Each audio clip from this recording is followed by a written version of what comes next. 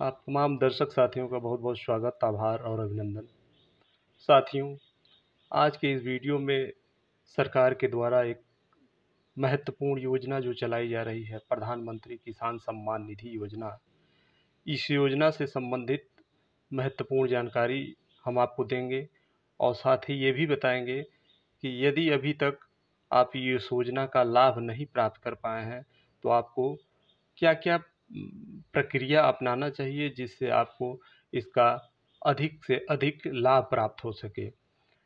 इस वीडियो में हम ये भी जानेंगे कि बहुत सारे ऐसे हमारे किसान साथी हैं जिनको 1-2 किस्त ही प्रधानमंत्री सम्मान निधि योजना का प्राप्त हुआ है और उनके बैंक अकाउंट में या उनके आधार कार्ड में कुछ न कुछ दिक्कत है जिसकी वजह से उनको ये सम्मान निधि का लाभ नहीं प्राप्त हो पा रहा है।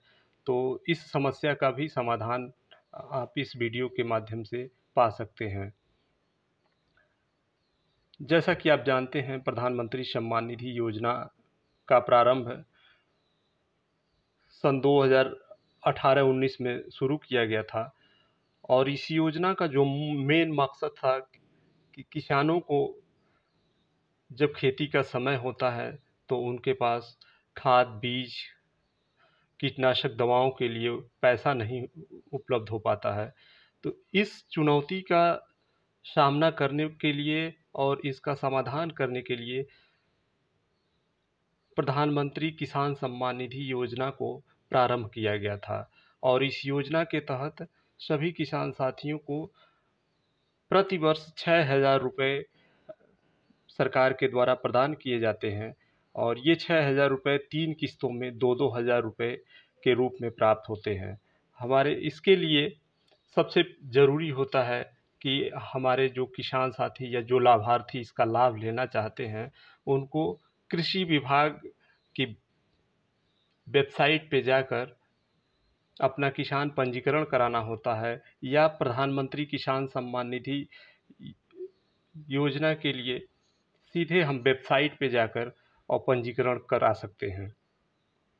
यदि कोई नए किसान हैं जिनका अभी तक पंजीकरण नहीं हुआ है और वो यदि प्रधानमंत्री सम्मान निधि योजना का लाभ लेना चाहते हैं, तो सबसे पहले हमारे किसान साथी को कुछ मुख्य दस्तावेज जो मैं बता रहा हूँ, इसको आपको लेना है और लेकर के यदि आप खुद से पंजीकरण यदि नहीं कर सकते हैं, तो आप अपने नज़दीकी जन सेवा केंद्र के माध्यम से अपना किसान पंजीकरण करा सकते हैं और किसान पंजीकरण यदि हो जाता है आपका, उसके बाद आपको इसका लाभ मिलना चालू हो जाता है।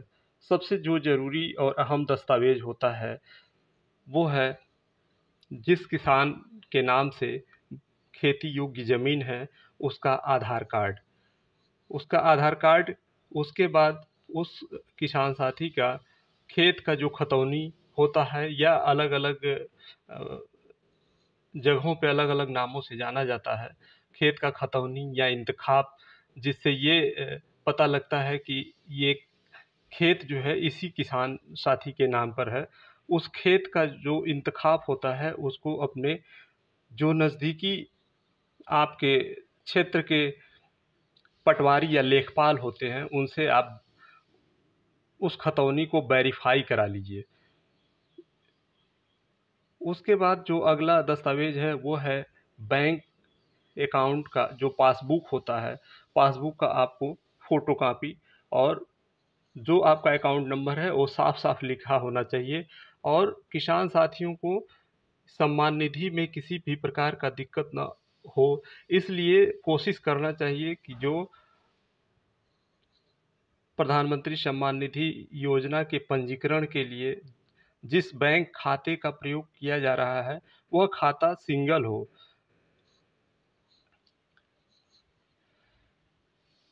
यदि अकाउंट 2 लोगों के नाम से होगा, तो वहाँ आपका किस्त मिलने में दिक्कत होगा। इसलिए कोशिश करना चाहिए कि एक ही व्यक्ति के नाम से अकाउंट हो, तभी आपको उसका लाभ प्राप्त हो पाएगा।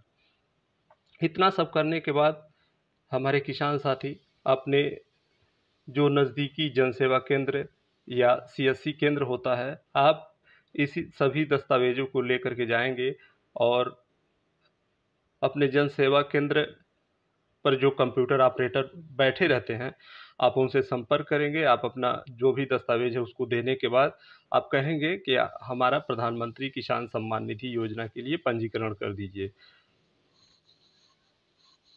उसके बाद जन सेवा केंद्र पे आपका यदि पंजीकरण हो जाता है तो उसके 10 से 15 दिन बाद आपका जो डेटा है वो डेटा आपके जो तहसील है, तहसील में ट्रांसफ़र हो जाता है और उसके बाद अपने आप तहसील में 15 दिन बाद एक बार ज़रूर जा कर के संपर्क करें और वहाँ वहाँ से जब आपका डाटा वेरीफ़ाई हो जाएगा कि हाँ, आपने जो भी चीज़ें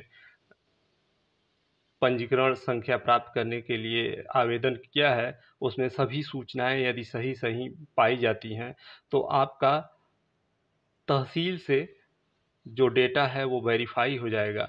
उसके बाद आपने जो जो भी दस्तावेज अपने पंजीकरण के समय लगाया था, जैसे आधार कार्ड, खतौनी और बैंक पासबुक की फ़ोटोकॉपी, इन सभी दस्तावेज़ों को लेकर आप अपने ज़िले के उप कृषि निदेशक कार्यालय से संपर्क कर सकते हैं और वहाँ पे इन दस्तावेज़ों को जमा कर लिया जाएगा। यदि तहसील से आपका वेरीफ़ाई हो जाता है, सभी डाटा आपका वेरीफ़ाई हो जाता है, तो अपने ज़िले के उप कृषि निदेशक के वहाँ आप अपना पूरा दस्तावेज़ जमा कर देंगे। उसके बाद आपका पंजीकरण हो जाएगा और पंजीकरण होने के बाद जब अगली किस्त जारी होगी तो आपको उसका लाभ मिल जाएगा।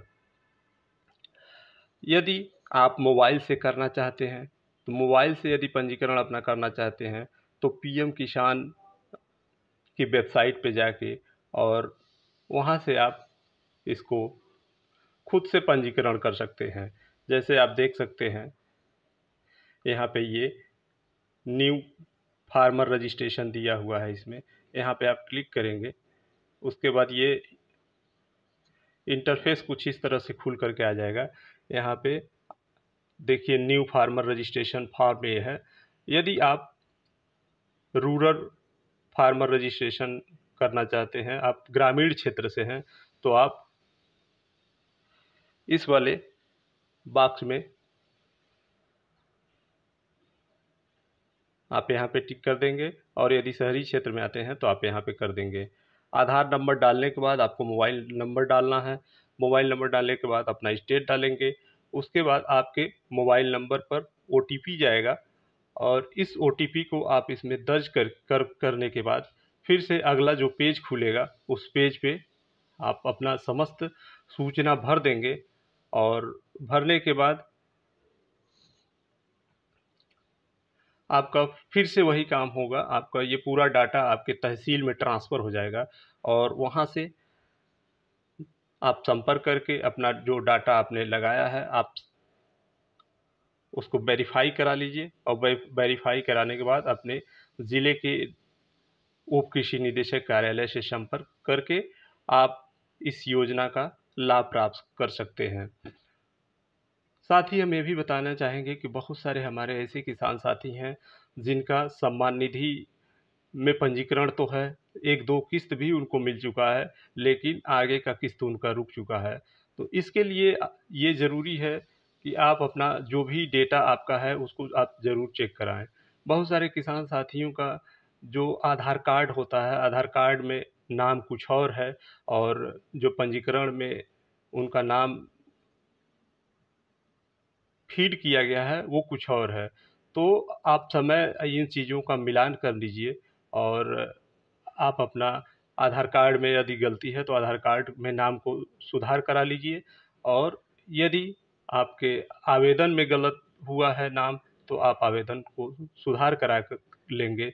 उसके बाद जितना भी आपका किस्त रुका हुआ है सभी किस्त आपको एक साथ मिल जाएगा। बहुत सारे हमारे ऐसे किसान साथी हैं जिनका जो बैंक खाता होता है वो जॉइंट अकाउंट होता है और जॉइंट अकाउंट में प्रधानमंत्री सम्मान निधि की जो धनराशि है वो प्राप्त नहीं हो पा रहा है। इसलिए यदि आप जॉइंट अकाउंट होल्डर हैं तो आप दूसरा अकाउंट, फ्रेश अकाउंट एक सिंगल अपने नाम से खुलवाइए जिसके नाम से ज़मीन है, और उसमें अपने आप सभी को आप आधार कार्ड से ज़रूर लिंक कराइए। और जितना भी आपका खाता है, कोई ज़रूरी नहीं है कि एक खाते में यदि आपका पैसा आ रहा है तो उसी में हमेशा आए। आपका जो जो खाता पीएम किसान सम्मान निधि में उठा लेगा उसी में आपका पैसा आने लगेगा, क्योंकि आधार कार्ड से जुड़े होने से आपको इसका लाभ मिलेगा। इस कोशिश करिए जो भी आपका बैंक अकाउंट है उसको सभी को आधार कार्ड से आप ज़रूर लिंक करा दीजिए। और साथ ही आप बैंक में जब जाते हैं तो बैंक वाले से बोलिए कि मेरा जो खाता है इसको एनपीसीआई से लिंक कर दें। एनपीसीआई से लिंक करने से मतलब होता है जो भी सरकार की योजनाओं से मिलने वाला धनराशि है वो आपको प्रॉपर प्राप्त होता रहेगा। तो साथियों, हमें उम्मीद है कि ये वीडियो आपको पसंद आएगा, और यदि पसंद आया हो तो चैनल को सब्सक्राइब करना ना भूलें। बहुत बहुत धन्यवाद।